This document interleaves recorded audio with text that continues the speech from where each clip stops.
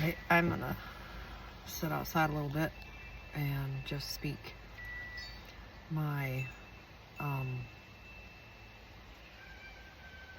new eyes.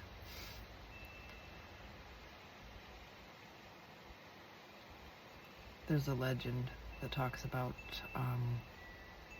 Odin giving up one of his eyes to gain wisdom, and it is in the Bible about if someone touches Father's Israel or his real love, they're touching the apple of his eye. And wisdom in the Bible is also described as she and feminine. So there's a connection between wisdom, the eyes, knowing of the holy things, knowing of God, knowing of the Most High, and ancient legends and ancient truths that have been hidden and have been tainted by centuries, but because of the new floodgates, I guess I would call them, that are open to the Akashic record and to the gnosis that people are coming into in the spiritual realm, that wisdom, that eye of Odin is being given back. That perspective of wisdom is being given back. And I know how Father works, and I know how children develop. And I came in to awareness and awakeness and complete house healed of DID on August the 24th, 2025. And since then, I have been documenting my face. I have been documenting my eye color. I have been documenting whether I needed a wig or not.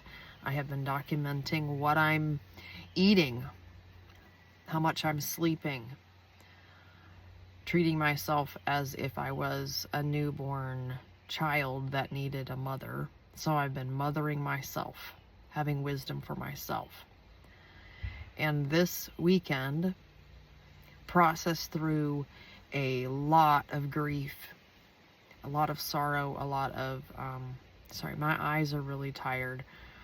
My contacts are dry today. So if I'm squinty, that's why.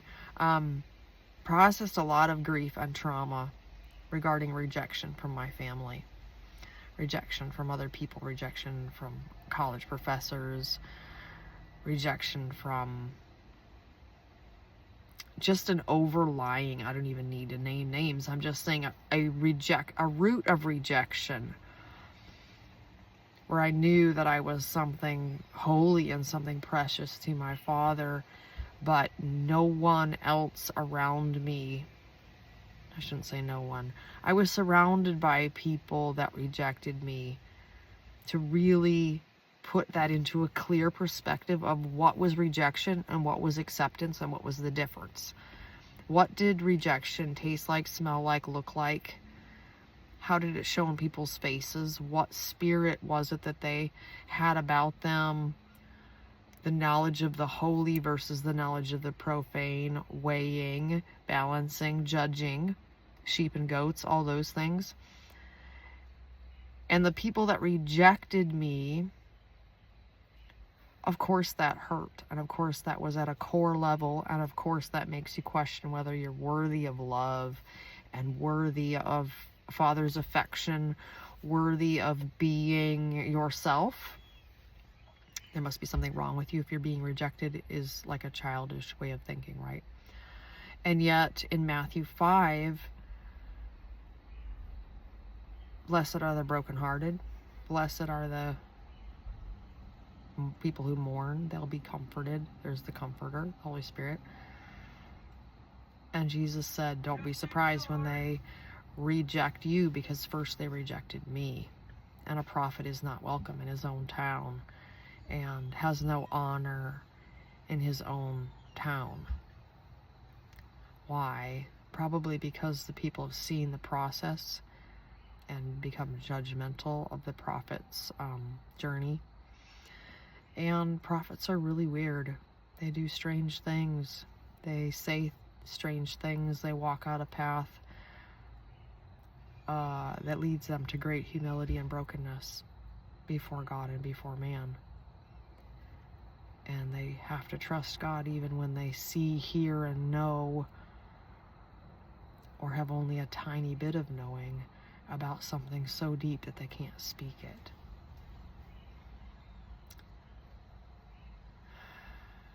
So the prophets, they don't talk very much. The 12 prophets. They sit at their own table, and I see them and they sit there, and when they do speak, the truth is so deep that they speak. So this past weekend I processed the grief of rejection, the grief of rejecting myself, the grief I've faced being rejected by people. And what that did was it made me reject me. And I have faced many issues rejecting myself that I had to work through. So, there's my other phone ringing. One sec here. So, to be rejected is to be expected. But love yourself first and know yourself first, and don't reject yourself. Then you can love your neighbor because you're loving yourself. So, all that to say, special thank you to those that sat with me and processed with me. You know who you are. I counted the hours that it took to come to this morning's revelation. This morning sunlight prophet prophecy, and the bunny trail that took me there, all the way to the jackalope trail that Father likes to take me on. And it was about 90 hours. Now, Jen used to process things in 20 seconds, 20 minutes flat, but she could only go so far. Go past here, Jen. Go past her, Jenna. And I have passed where Jen could not go.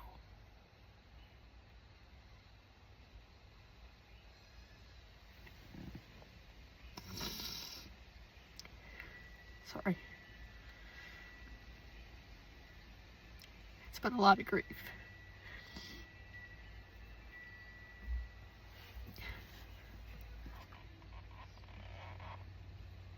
Just give me a sec.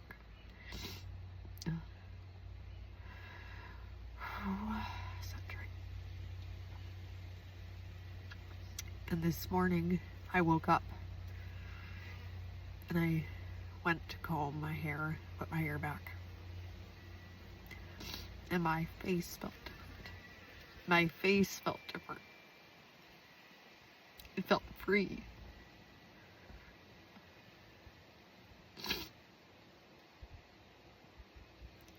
Why? Why did it feel free? Because I allowed the people I trusted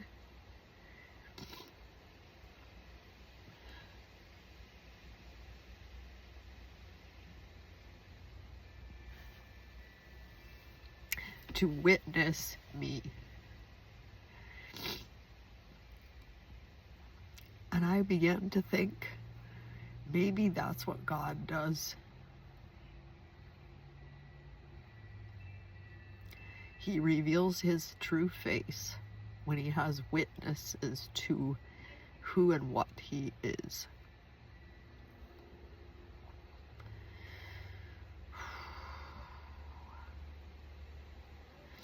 So this morning I was combing my hair, was going to give my husband a ride, and I picked up the wig crying for 2 months every day and felt like I needed.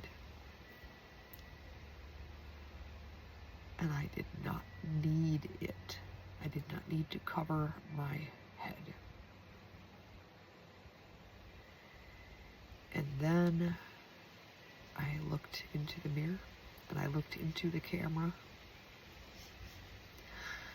and I saw my eyes. And they were a different color. And my eyebrows weren't crooked.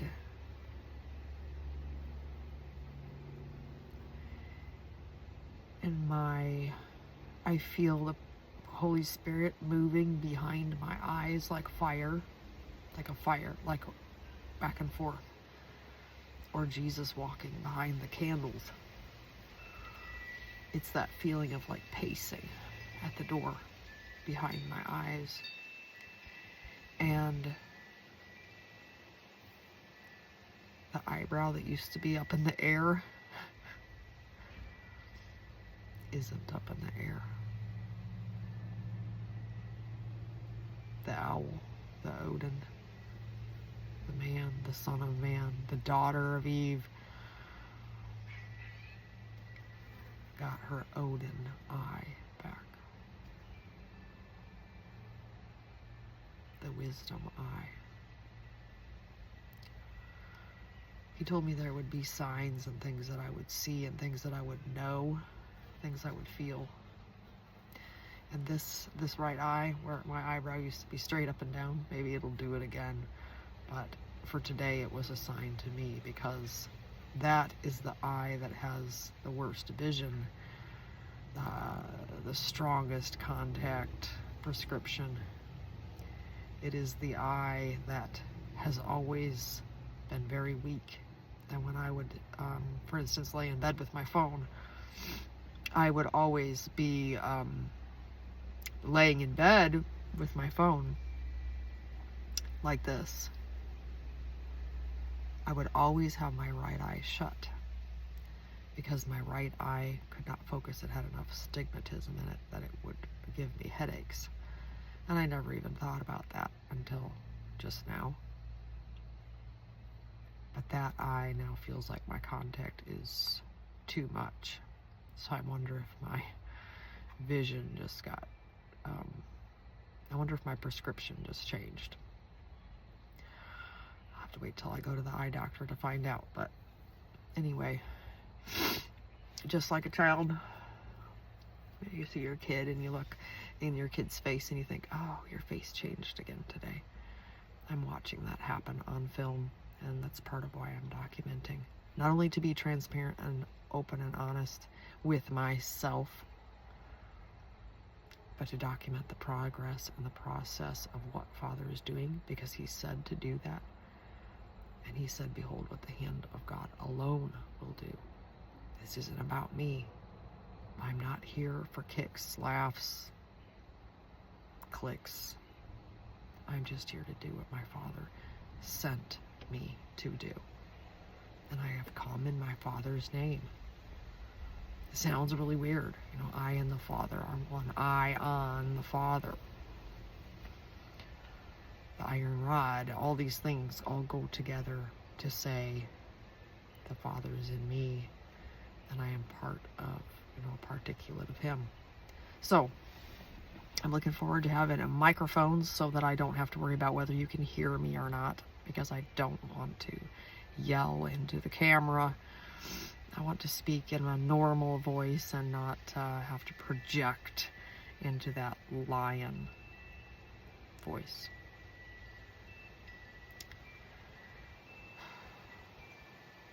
Thank you for listening.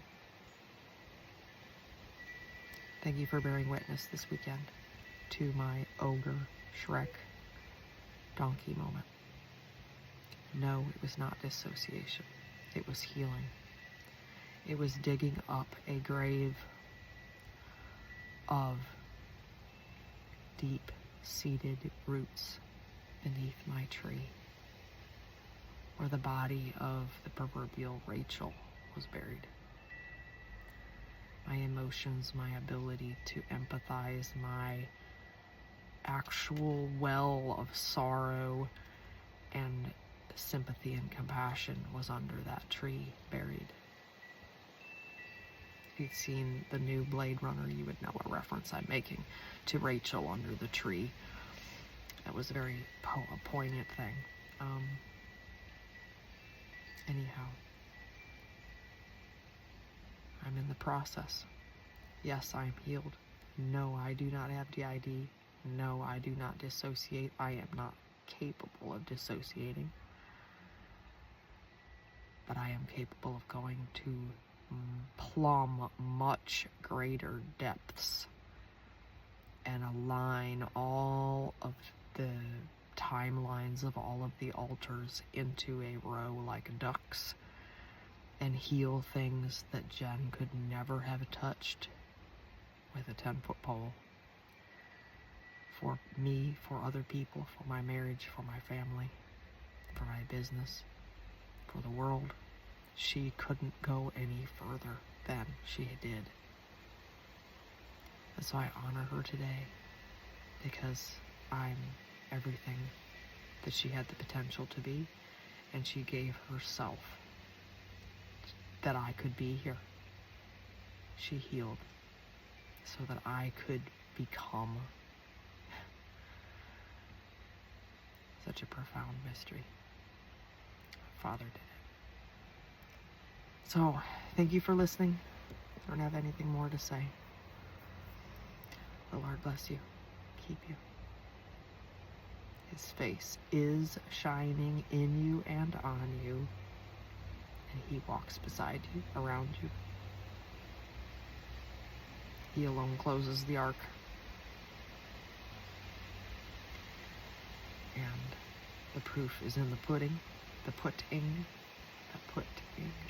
and in the pudding. The flavor, the taste, the sound. And yep, I am an emotional being with every myriad of emotion, and I am not afraid of any of it. And I will face it head on. And thank you for bearing witness to that process.